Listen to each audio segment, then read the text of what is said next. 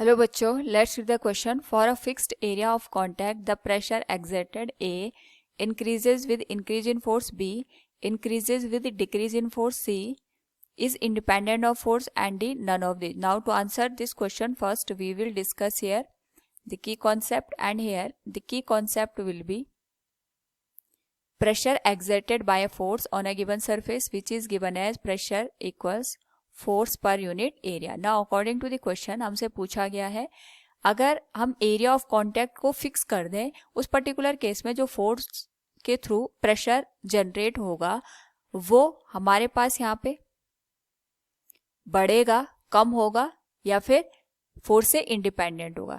यानी अगर हम बात करें यहाँ पे प्रेशर, फोर्स और एरिया के बीच रिलेशन की, it is given as pressure equals force divided by area. हमने यहाँ पे जो एरिया है इसको कांस्टेंट कर दिया, यानी हम एरिया को चेंज नहीं कर रहे हैं.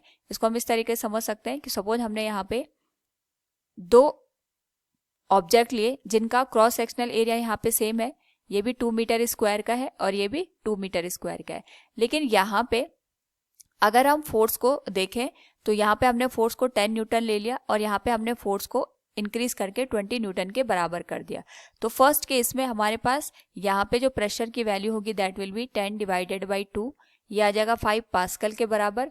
और इस केस में अगर हम प्रेशर को देखें तो ये आ जाएगा 20 डिवाइडेड बाई 2, ये आ जाएगा 10 पास्कल के बराबर. तो हमने यहाँ पे देखा जैसे जैसे हम फोर्स को बढ़ाते हैं हमारे पास जो प्रेशर होगा वो भी बढ़ता जाएगा.